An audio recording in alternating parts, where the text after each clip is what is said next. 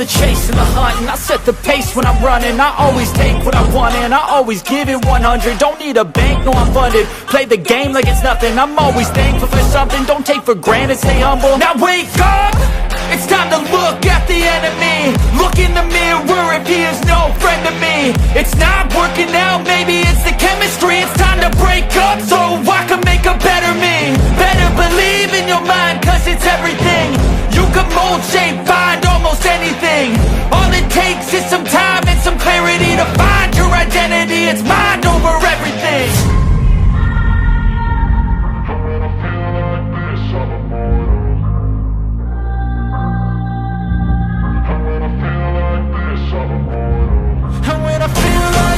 I'm immortal. When I feel like this, I'm immortal. When I feel like this, I'm immortal. When I feel like this, I'm immortal. Don't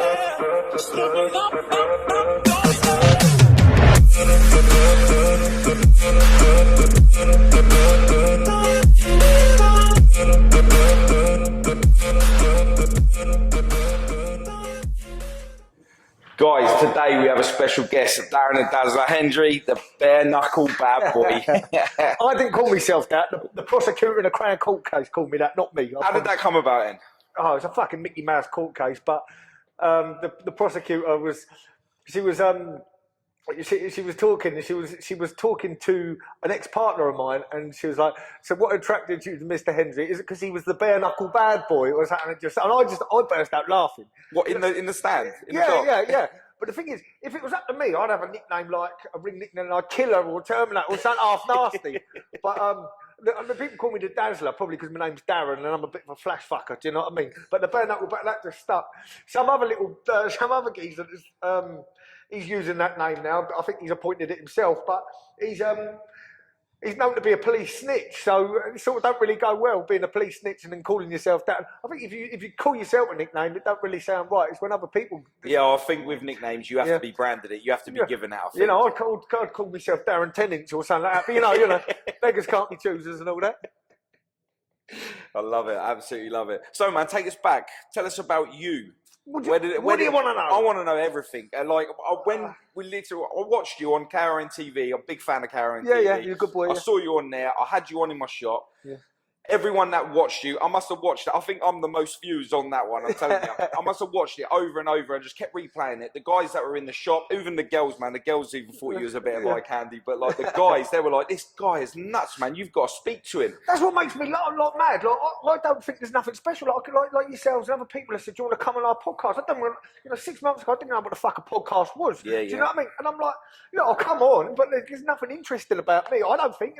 People seem to love this shit. So fuck it. Give the people what they want. Yeah, I think like with you, I think they intrigue you. See, with me, I think even though you've got that bad boy image thing going on and you've got the bare fist knuckle fight, I think there's something deeper in there that makes you. Yeah, I spotted that, man. I spotted that. So give us a little bit. Well, I'm from the southeast of England. Got an older brother, fairly normal childhood. Been into combat sports and boxing from a young age. On and off. What age did you start at?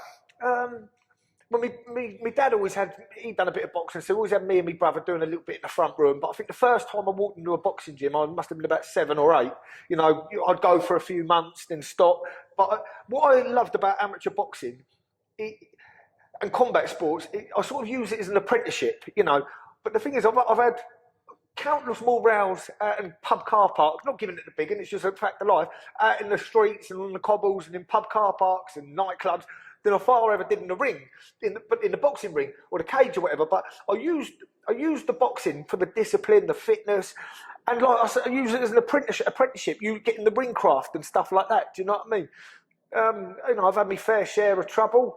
Most of it's been my fault, but a couple of them, I've genuinely done fuck all wrong. I've got nothing to prove by saying that, but it is what it is. Being a little shit most of your life, it's bound to have some consequence. I'm not going to sit here and justify it and be bitter about it. It's the life I've lived, and when you rub the old bill up the wrong way and be a thorn in their side, I wonder they're going to come after you and try and pin shit on you. Do you know what I mean? Yeah. That's life.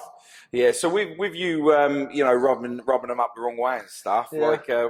Can't help myself. But I've changed now. I'm a good boy now. Yeah. Yeah. Yeah. So when did this all start? I mean, I was never really like one. I was always a cheeky little bastard, you know. Always. I remember. Oh, obviously, I don't fucking remember. But my mum always told me. She said when I was born, there was a big black midwife, and she said this baby is going to be a lot of trouble. Do you know what I mean? This boy is going to be bad news, and that's like a family joke. Do you know what I mean? I guess I always was. You know, I wasn't when I was in school. I was always getting excluded, but I wasn't like a bad kid. I was just a cheeky little shit, do you know what I mean? Just fucking being the class clown. I think the first time I got nicked, I was about 12 or 13. Stealing out of HMV and other shops, you know. Just being kids, it was all part of growing up, and, you know, it wasn't good. You know, and it was a slippery slope, you know. I've been in and out of trouble, which I'm not fucking proud of, you know. And I'd like to say to kids, it ain't a fucking good. Nowadays, people go jail and that, and they come out and they feel, oh, I've been jailed. They think it's like a badge of honour. Yeah. There's nothing good about sitting, you know, in a cage with other wasters. It's a factory full of fucking wasters. Let's have it right, you know. And if I'd say anything to the kids, you know, get yourself into the boxing gym, get yourself into a bit of sport, education, shit like that. That's not me trying to give it the fucking preacher shit, you know, but I am someone that has been there, done it, and is trying to sort it out now, you know. Yeah, and that was one of the things I noticed, that the change that you are trying to get the message out there. Of course. You know, all this bullshit with crime and that lot and being in prison is just not the way forward. Crime does pay until you get caught. Yeah. And then you've got to weigh up the odds and think, is it worth it? I mean, I'm not a criminal as such, you know. I'm a good boy to a certain degree, you know. Everyone's got to cut corners now and again. But nowadays, it's the wrong era to be a villain. It's the wrong fucking era. Gone are the days where you know, go and blag a bank or something like that. You know, you're going to get wrapped up 2 minutes. Even like the drugs game, you know, even the drugs game. I've got half of my pals, right, are in Idown and fucking Belmarsh and fucking Wandsworth, all the local nicks, and they're all getting wrapped up on conspiracy. Do you know what I mean? It's not as if they've been caught with a product. You know, fair enough, you got caught with a couple of key of what powder in your motor. You know, fair dues, it's the life you live. But they're getting pulled up on conspiracy, all these encro shit and all that, you know. I'm glad I'm not fucking in that world, you know what I mean? I really am, because it seems like now, you can go to a restaurant, have lunch with your mate, it might be doing a bit of work, suddenly they put two and two together, you're pulled in on a conspiracy charge. Where's this come from? It's like they pluck it out of fucking thin air. Half the boys that are inside doing time at the minute, or on remand, they're all looking for conspiracy. I don't think they've sold a tin of baked beans in their life, but they're on conspiracies. Do you know what I mean? Yeah, it's crazy, isn't it? Yeah. I think like it's guilty by association. I think it is, 100%. and that's really hard for me to even contemplate or understand that, because if that was the case, especially with the people that I've podcasted over the months and that I've been doing it.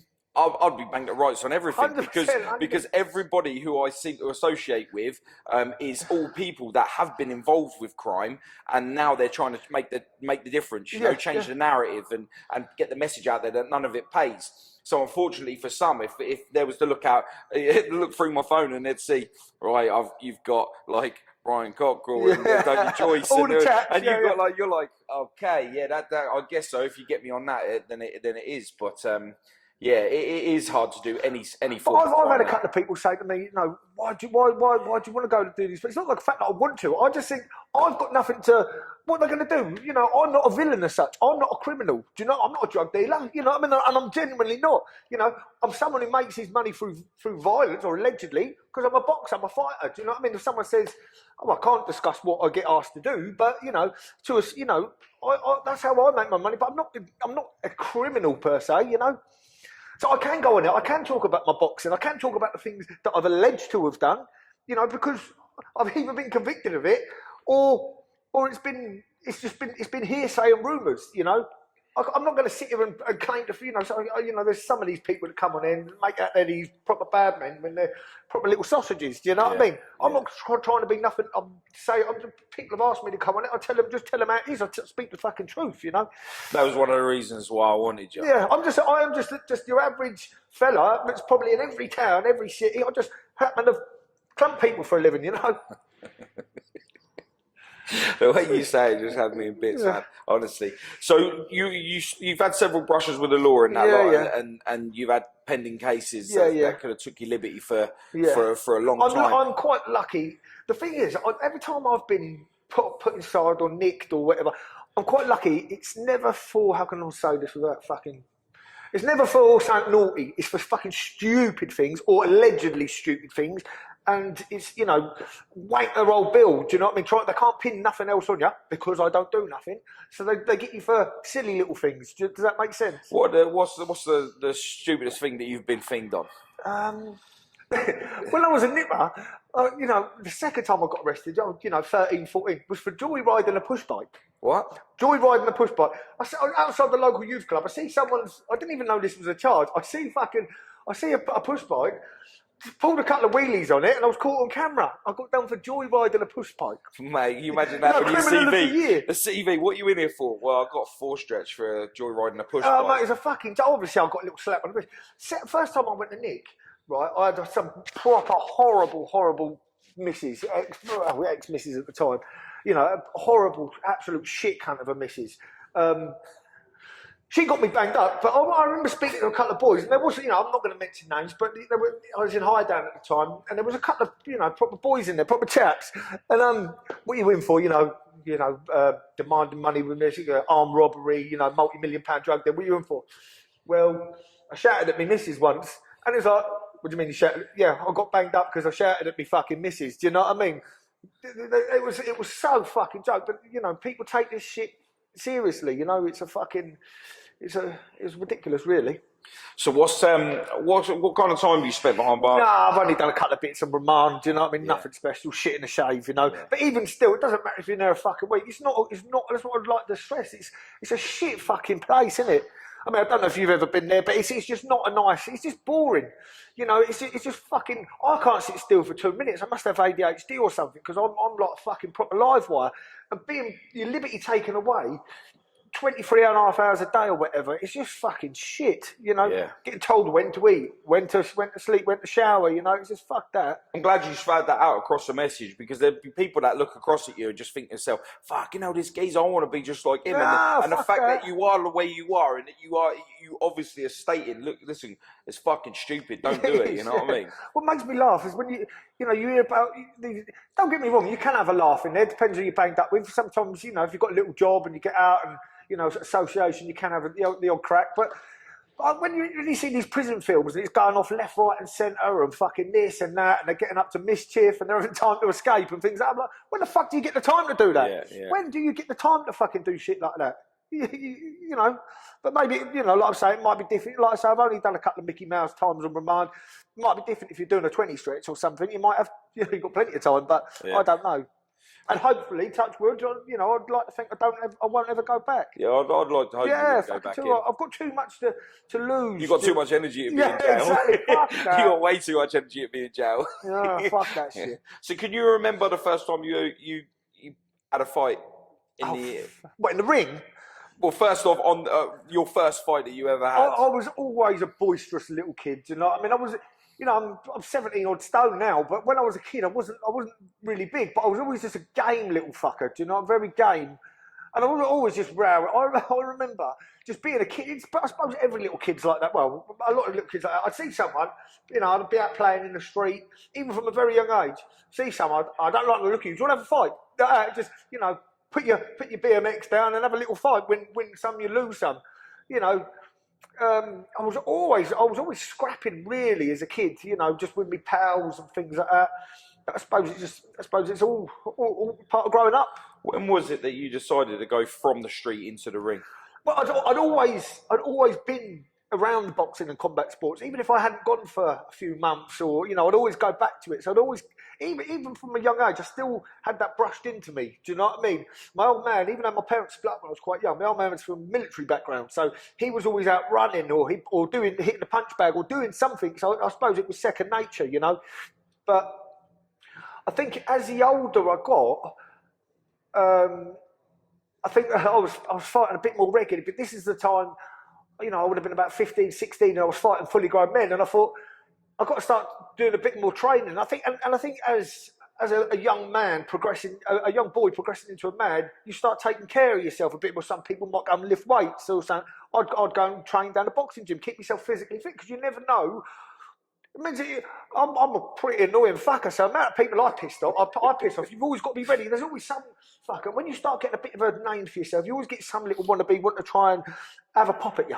Do you know what I mean? So you've always got to keep yourself fit, sharp, ready, you know. Problem you got with that now, like you say, there's always someone that wants what you've got, now you keep yourself fit, you keep yourself active, but you're more likely to come across now a kid with a knife. 100%. 100%. I know that my own self.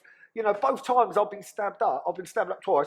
Both times I'm from little idiots, like little backhander jobs. Do you know what I mean? Yeah. Not, you know, understand it. You know, if you're in a war situation, someone plugs you, fair enough. 6 bayonets or whatever, but they were from little turds, little wankers that, you know, you'd slap and they'd fall over. But someone coming behind you with a knife is a fucking dangerous thing. It's anyone, you know, it doesn't take anyone to pick up a shooter or a fucking knife. You know, it's so sad that we've got this gang culture. You know, even I live in Surrey, Hampshire. Do you know what I mean? Which is considered quite a nice area, rural town. It's in here. The 2 places I was stabbed was Godalming, which is a lovely, Godalming in Surrey, really lovely area, and Farnham in Surrey. You know, I've done bits of work all around the country.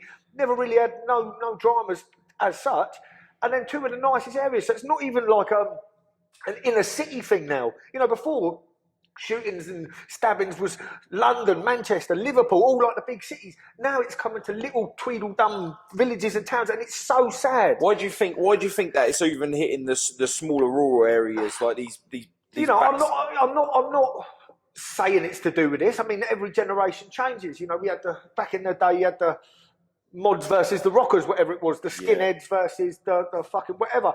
I think a lot of it has, you know, and I'm not blaming it on this, so before everyone calls me a racist or fucking, I'm not saying that, but a lot of this drill and grime culture, you know, they're actively talking about wetting people up and stabbing people up and shit like that. And it's like young kids are listening to it thinking that's normal. I'm going to go carry a blade in case next man's carrying a blade. Do you know what I mean? And it's such a vicious circle. Yeah, and I was talking to someone the other day and they were saying about how they were doing their drill music on for their YouTube channel and that lot. And they were saying, and I said, how can you actively live that way and then boast about it? He said, and he openly turned around and said to me, he goes, look, I can't say his name because of what he said.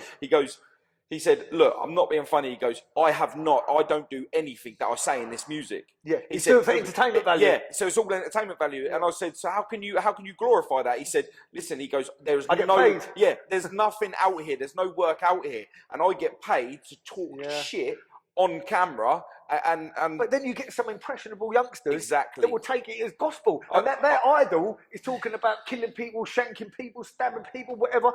And they're going to think, oh, that's natural. And it's not even like I'm saying, it's not even in the cities and things like that. It's coming out to the country. And now it just seems like it's not even big news now when someone gets cut up or something like that, you know.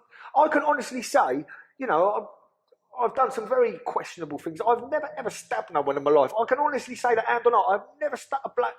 Never, I've never ever stuck a blade in someone. One, you know, because I don't need to. I'm going to look after myself. I'm not Superman. There's probably people bigger and stronger than me. Don't get me wrong, of course there fucking is. But even still, I might hit you with a bat or something. If there's, you know, if you're fucking too big or there's a few of you, I might pick up a bat or would have back in the day, I can say. But I'd never stick a foot. It's cowardly. Unless you're a butcher or a doctor, you don't know where there's the body's got so many arteries and things like that. I mean, I got one in the back of the neck that could have paralysed me. Do you know what I mean? It could have, or worse, you know. One in the back that could have done me lunging, you know. Thank God, do you know what I mean? It's I haven't, but you just don't fucking know. That's what another thing I'd like to say to these youngsters. But then you say, don't carry a blade. Fucking get yourself into the boxing gym. Get yourself, you know, look after yourself properly. But just because you might be able to look at me, even though I can look after myself, these little dickheads that know they couldn't beat me with their hands, they'll pick up a blade, you know. Yeah. It's such a vicious circle. So I don't envy the kids nowadays. So you don't envy the kids. It's fucking anyone, isn't it? Did you know your attackers? Yeah. Well, yeah, I knew one. The second time I got stabbed, it was sort of like a feud type thing, like a little fucking deluded little prick that just couldn't come and meet me. I said, come and meet me for a straightener. He's so deluded. Even the bird he was with, he used to tell her stories. He'd say things like, oh, I chased Darren down the road. I'm too fucking fat and lazy to run through anyone. Do you know what I mean? But he'd try and impress his bird by saying this sort of shit. And I said, come and meet me. I even said to him, I said, look, to make it fair, because I know you're not you can't have a route. I said, God's honest truth. I said, look, I will fight you with one arm tied behind my back. I will fight you with one arm tied behind my back just to make it fair. And he didn't want it, did he? But, you know, it's done now. But that little cunt, he knows where he is. Do you know what I mean? Well, he knows that I'll bump into him one day. There'll be no fucking cameras there. There'll be nothing. And let's just say, I'm not saying what I'm going to do, but it will come to him fucking one day. Do you know what I mean? Yeah. I mean, This me saying I'm changed, I'm lovely, but there are certain things you can't let go. Yeah, you know what I mean? and to be honest, you know, from knowing you, you're definitely not the type to run. No, exactly. The only time I go running is when I'm fucking, exercise. I'm fucking run. Fuck off, you cunt. Do you know what I mean? No fucking way I'm run from no one. Never have done. One thing I've always said, I've never been a fucking shithouse, Don't matter. Even when I was younger, probably why I got a bit of a fucking name as a crank, because we used to go to like gang fights and stuff. Like, I'd always be first in. I'd probably get beaten up, but I was always first in. You know what I mean? I'm fucking game, fucking back down. No cunt. That's it. You definitely. I do apologise about my language. No, it's absolutely my language fine. is appalling.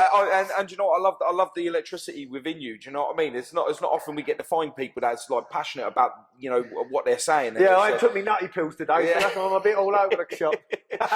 No, it's good because like within all of the pain and all of the frustration that you've got a clear message. You've got a clear message. Don't carry knives. Stop being dickheads on the street. And just get into a boxing club or anything like that. So. It's I love it. I absolutely love it because the message is pure. I wanted to do a thing when I come out of Nick, I wanted to do a little thing for the kids. Put down the knives, gloves up. But it seems every fucker's doing it at the minute. Yeah, but no one is like how you. Honestly, man, I think if you did that, I think you'd kill it. Because for the simple thing is. Kids will listen to you. Yeah. Do you know, like I said to you, I'll put you on my TV in the shop. I'll put you on, and people will just listen to you. They were listening to you. So you take that ability, you put that into kids. You've got you'll be saving their lives, and that's the important thing. Whether 100 people could be doing it, you're one of 100 that's trying to save the kids. Yeah, make it happen. Really, because I truly believe. I do get what you're saying. My mum, bless her, she works in a school. Yeah, obviously I can't say what school, but she works in a school. She's probably a law-abiding citizen. Got a temper, mind, but she's got a law-abiding citizen. Anyway, she like some of the naughty kids. They always say because they've seen me in the newspapers and seen me fight and stuff like that. They was like, now they're so behaved for her. Do you know what I mean? They might be little shits. Now, not because they're scared. I'm going to fucking go beat up a little kid, but I think it's like out of respect. Like you ever seen the film Goodfellas? Yeah. One day, the kids from the neighbourhood want my mother's groceries all the way. It's sort of like that, And I've signed pictures not that I'm a fucking face or nothing like that, but just kids have asked for signed fight posters and stuff like that. And to them, that's made their fucking day. Mate, that made my day. But to me, that to me, I'm just a normal lad. So to me, like that fucking that's brilliant to me. I love doing shit like that. I love how humble you are within that. But like you say, I'll alliterate that again. Like when you say I'm just a humble guy, but what it is that you don't realise is the presence that you have, that the kids are paying attention. Yeah. So you're the ideal person to give that message across. You understand? Yeah. Especially the little kids that are little shits. Do you know 100%. What I mean? And, I shouldn't say little shits, but you know. But think how much you'll be able to change them by the time they get to our age. Yeah. And like, how old are you now? Ooh, you just had a birthday the other day, didn't you? I want the truth. I'm 33. But like 33 years old, I'm 39. You definitely look better for it than me, I'll tell you. But like, I'm telling you, if you'd have got the kids young to how we are now, can you imagine the difference that you'd make? Maybe that, I'm not saying I'm the fucking... what's it called, a preacher, but maybe that could stop kids carrying a knife. You've got the experience. Yeah. I mean, but you think how bad it is now. What's it going to be like in 20 years' time? That's what I'm saying.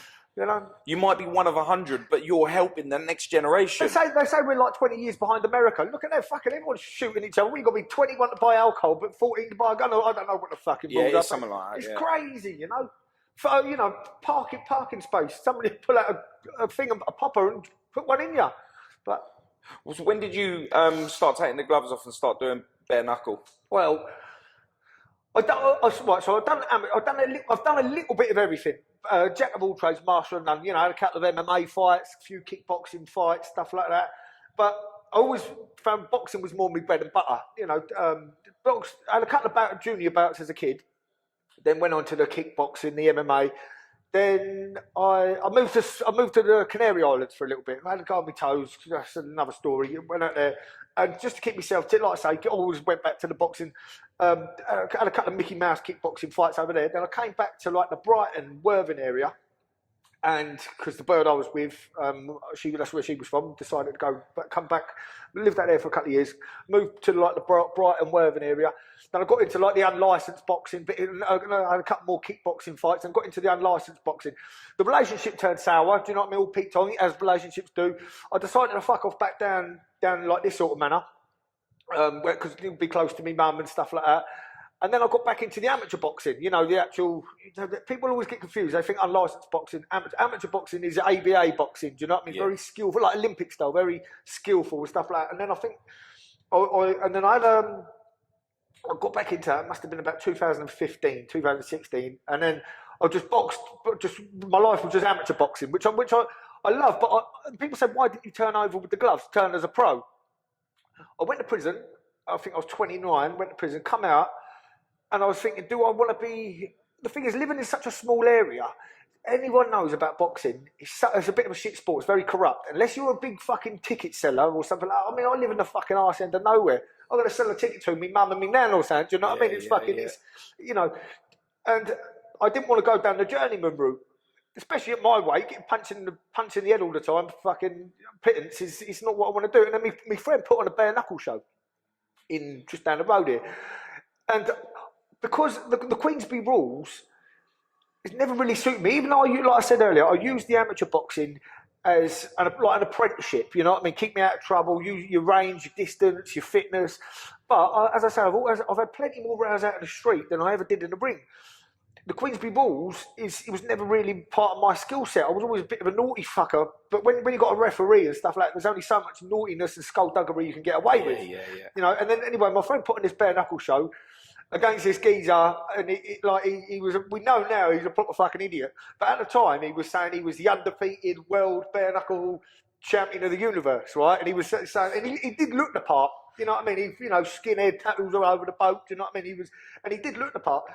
But there was no footage of him or anything, so we didn't know. He could have been telling the truth, Anyway, I made a right mess of him. He was telling people he was going to kill me, he was going to leave me stuck. Proper, fucking stuff. Oh, fucking him. And I proper made a mess of him. I think I smashed him up in about 8 seconds, something like that. I shouldn't laugh. He was sort of his central nervous system shut down in the ring, and he was like having a fucking fit. It was quite horrible, quite painful to watch. Anyway, then I had another bare knuckle fight, not about a month later, in Camberley, against a lad that had quite a few. He'd had about 20 bare knuckle fights. I knocked him out in about just 2 punches, boom, boom, and he was gone. And then I got signed to a big promotion that have their fights at the O2. And the original geezer I was supposed to fight, he pulled out the day before with a broken hand, or like the day, yeah. So that all got fucking put on the back burner. And then I eventually fought for them in the November 2019 against a very experienced geezer, but I got the win. Wasn't the prettiest fight, but I got the win. And then unfortunately I was supposed to fight March 2020 or April 2020, but I got stabbed in the March. The most recent stabbing, got in the neck and the fucking all sorts of places.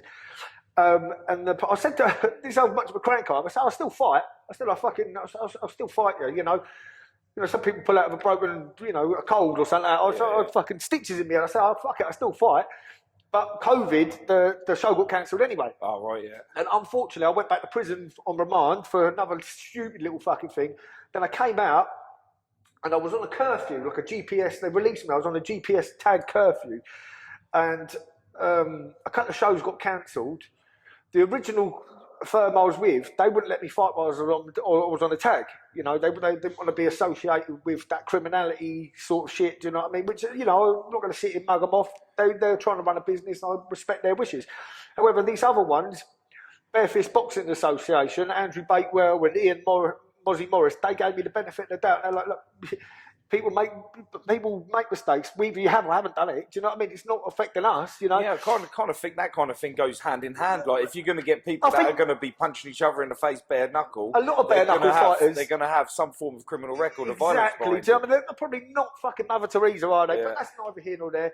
They gave me a show. They gave me a fight in August of last year, 2021. the original geezer was supposed to be a proper test for me because a few people, for no fault of my own, have said, yo, you've made light work of the people, you've had easy fights. I don't think there's any easy fight in bare knuckle. You get fucking takes one shot. Yeah, only takes that and it's once. not my fault that people have pulled out the day before and I've had a replacement. That's not my fucking thing, and it's not my fault that I've made a mess of people in a couple of seconds neither. But. The original geezer I was supposed to fight, he was some big German fella. He'd, hundreds of kickboxing, MMA fights, boxing belts, and all that. And then he pulled out like a couple of weeks before, and I was like, for fuck's sake, not another one, not a fucking another one. All at this age now, so I'm 33. I just want to be fighting as much as possible. Win, lose, draw. I don't give a fuck who you are. I don't give a fuck who they are. I just want to get in the ring and fight. Do you know what I mean? That's all I want to do legally. You go and have a straight, and I get a couple of quid for it. And not get in trouble, you know what I mean? It's just me. I'm in that nature. Men love to fight, don't they? It's just that fucking shit.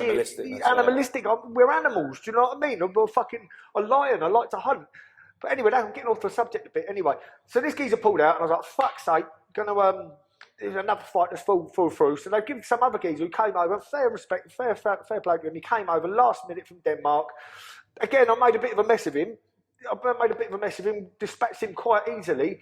Again, people, the negative people, he was rubbish. But this geezer came over last minute on his own to fight last minute. It's not my fault. The original geezer who was supposed to be a good test for me, it's not my fault he pulled out.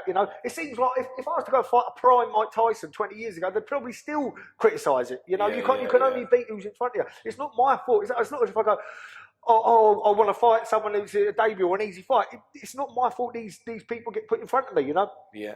And then I was supposed to, and that was for the BFBA European Cruiserweight title, which was a lovely accomplishment, especially with all the negativity, Surrey's police and people have tried to hold me back. They've tried to put me down. They've tried to pin things on me and paint me out to be something I'm not. So to do something positive, to win a European title was sort of like a fuck you to all the fucking people that have tried to hold me back. Do you know what I mean? You're absolute fucking wankers. I'm not going to sit here. A lot of people go in their shell and think, oh, do you know what I mean? I'm going to be a bit recluse. Fuck that. I will sit there and I will say, well, I'm here. I don't, when people say they've got a problem, some people are either way. I won't. I will make sure I'm out in public. I will make sure I'm out in sin, visible. Maybe it's probably my own downfall. It's why fucking police and other people get the hump on me. Because I will make sure I'm sitting in public and doing things. I won this European title. It was a big fuck you to all these people. I was supposed to be fighting for the world title. And it's tomorrow. It's actually tomorrow. Yeah, it's tomorrow. But because of my court case, which I don't really want to go into because it's a load of fucking bollocks, but I had to plead guilty to a Mickey Mouse charge to get the court case over and done with, yeah? I had to plead guilty because my solicitor said it will all go away. So that's what I've done, thinking it will all go away. They gave me another 6 months tag. Because I'm technically convicted now, convicted of this Mickey Mouse thing, they won't let me fight. And I was thinking, oh, for fuck's sake. They let me fight when I was on the tag before because I was only on bail. But now I'm convicted, so I've got to wait till fucking June the 10th until the tag comes off, until I can fight again. I've spoken to a couple of promoters. I'm going to try and get some glove fights, unlicensed, just to keep myself ticking over, daytime shows and stuff like that. Have you got, when the tag comes off, you got something lined up ready? Well, I don't really know. There's been in talks. I might fucking make my friend Nick Chapman. He's doing BKFC. It's like the American Cup. He's doing that in Thailand, and I've always wanted to go to Thailand. Yeah, I've always wanted to go to Thailand, not for the fucking birds, because I don't really find Oriental pussy attractive personally. No disrespect to any Asian birds that are going to get the hump. That's just not my thing. But I just want to go out there to do a training camp out there and, fight any show and see what Thailand's got, go out there for a month or two, I've got a few mates that have gone out to a training camp. So yeah, they look lovely. Absolutely love it, yeah. You're eating clean, you've got fucking... One of the guys that trains my children, he does MMA, he went out there for a while, and the pictures that he's got is absolutely insane. It does look fucking incredible. And that's one for the fuck knows what's going on with travel restrictions and all the shit that's going on in the world at the minute, but that's another fucking story. But and obviously I'm very grateful to Andrew Bakewell and Ian Morris, Mozzie Morris, and for the BFBA because they gave me the opportunity when no one would. So and they've still said this world title's still here. When you're ready, just keep yourself strong, keep yourself fit. Your time will come, mate. You know. So I've got. And that's exactly what you've been doing. That's what I've been doing. I've been seeing your videos about that, and you train intense. Yeah, I do. Yeah, your that's training is full on. Do you know what it is, though, Paul? Because if I didn't train, like I say, I'm naturally an aggressive person. You know. Yeah. I did in the past have a bad temper. I'm sort of like quite chilled now. You know, with the right medication keeps me on a leaving kill, but. I'm naturally an aggressive person. If I wasn't training, hitting the bags or sparring, I'd be one of them because I'm a lad at art. I'd be going down the boozer and knocking people out there. I'm not saying I'm a bully, but I mean just going back to how I was in my younger days.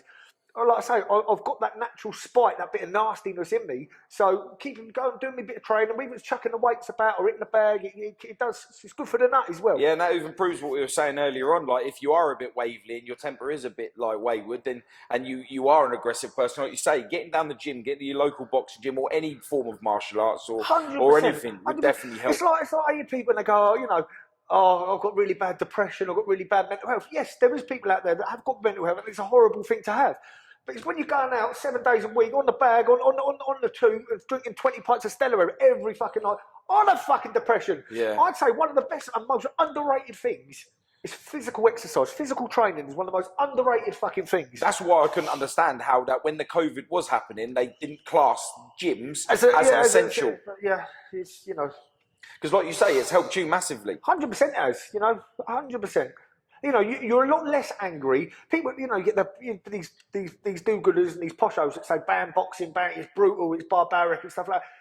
You get an angry kid, he's a lot less angry coming out of a boxing gym than going into one. Yeah. 100%. Yeah, I have to agree with you on that. Of course you are. Not just a boxing gym, any physical exercise. You're a lot less pent-up aggression coming out of it than going into one. Yeah, yeah. And of course you're getting fit with it. Of course you are. It's a win-win situation. So what's the future hold for you then? I know you wanted to go to Thailand. You're going to try a little bit out there. You're going to do the training camps. Yeah. And now you started talking about how the kids. You was thinking about doing something with the kids. Yeah. I think that's a must. One that will help you as well. Yeah. Because you're being occupied. You're getting to help change that which would change you as well. Yeah, 100%. And and it's doing a positive thing. But Surrey Police, the old Bill in general, they don't want to see people succeed. They're always trying to drag you back. Do you know what I mean? They're always trying to. You always get people, negative people, jealousy. People can't just, like someone gets a new motor, they'll go, oh, you got it on finance, so someone gets a new bird. Oh yeah, but so and so fucked us 6 months ago. Do you know what I mean? No one could be happy for anyone, can they? Yeah. No, someone buys a house and someone gets a, oh yeah, but it was part by part rent. No one could just say fair play, mate. Yeah, you done well. You're trying to do things. I was involved in a security company and it was flourishing. It was doing really well. Boom! Oh, Bill shut that down. I was getting phone calls left from little jealous people, bitter people ringing me up. And I wasn't doing the security, I was just involved with it. Do you know what I mean? I was involved. Again, I've got to be so careful what I say. Because of, I don't know if it's a good or bad thing, but people would call me up and say, Darren, I heard you doing security. Do you know anyone that could do this? So I say, yeah, I could put some people in the right directions and nick a couple of quid, nick a drink off the top of it. Yeah. But, the powers that be, people got jealous. You can't be doing shit like that. And every time, there was talks of me taking over a gym. The old Bill went there. Oh, you can't let Mr. Hendry get involved in that. He's a villain. He's a criminal. And it's like, fuck's sake. You know what I mean? There's so many people that are genuine criminals and bad people. Do you know what I mean? What, I'd pick up a couple of debts and give your person a slap. I'm not fucking, Pablo Escobar. It really is. Have you ever thought about just picking up and starting somewhere else, somewhere fresh? Or is why should you? This is your home. Why should I? I mean. People always ask me where I come from, and it's a very expansive question. I say I'm from the southeast because I've got acquaintances and people absolutely fucking everywhere. I might have lived here for 5 years, I might have lived here for 6 years, I might have been here for a couple of months. I've always got people all around, but the southeast is my home. Whether it be Surrey, Hampshire, Kent, fucking Sussex, wherever. Do you know what I mean? This is my sort of manner, How do people treat you around here? Because we come down here and everyone's saying hello to you. Yeah. You're like you Probably are. Call me a wanker behind my back. Do you know what I mean? But to be fair, everyone's always nice. People are always nice. I'm not giving it the fucking. But people are always lovely to me face. I might get called a wanker on a YouTube video behind an account that no one, Joe Blogs' account that no one knows. But I'm shit with technology, so I don't really see it anyway. Yeah. Or I get some people that be fucking call you a prick over Facebook or something like that, on a fake account. But to me, to me, face people seem nice, but then I'm a better person now. Yeah. If you, like, I was speaking to someone the other day, and they were like, Darren, 10 years ago, you used to go to a pub, people would walk out, people would think, oh shit, because you were unpredictable. Now they're going, it's so nice to sit there and have a lemonade with you because you are a decent, approachable chap. And I think that's a big compliment. Doesn't mean that I've turned weak or soft all of a sudden. No, 100%. It just means you're maturing as a person, and you don't, I know what I can do. I don't have to go around throwing me weight about or be a bully to people. I don't need to do it. Not that I was anyway, but I was just a lively character. Now I'm just chilled out, Yeah. I think a lot of people, especially people that have come from a background where they've gained somewhat of a reputation for being hard, when they do decide to settle down and they put in a more positive nature where you can sit down and have a drink, in their head back then they'll think, oh, that's weak, I can't do that, I've always got to stay face. But it's not until you start being nice and you start gaining a separate, a whole different crowd of people, perception and respect. It's like, do you know what, why didn't I do this years ago? I used to think you was a bit of an arsehole and I was a bit intimidated by you. Now I think you're lovely and I enjoy your company. And you always get them people that come up to you and go, do you know what? Yeah. After speaking to you for, do you know what? You're actually a decent person. I used to think you were an arsehole until you think. Yeah, I am, And you go, I am that person, but you've got to push me to that, and you ain't pushing me to that, so you get the nice side of me. Yeah, I get that. Yeah, I get that. Yeah, brilliant. Man, is there anything else you'd like to add to this? Sorry, police officer, you're a fucking knob. No, I'm joking. I don't know. I don't want to upset them anymore. I just want to, you know what I mean? I just want to get on with my life and do my training, and that's about it. I definitely want to pick back up for a part 2 sometime in the future. To see how we get on with you and your new positive things. I'm the spiritual guru now, you know what I mean? And I appreciate your message, guys. Listen, guys, if people like Darren can change it, he's saying to you that all this crime now doesn't pay. Knives, put them down. Get yourself in the gym. This guy clearly is destitute to say exactly how it is, So thank you very much for helping me spread the message to the youth today. And, hopefully we get to save lives and even if it's just a couple of people, it's fucking better than one less dead kid, isn't it? Yeah, 100%, mate. 100%. No worries. Appreciate you. No worries, brother. Thanks very much, Sweet, man. mate. Appreciate it. Nice one.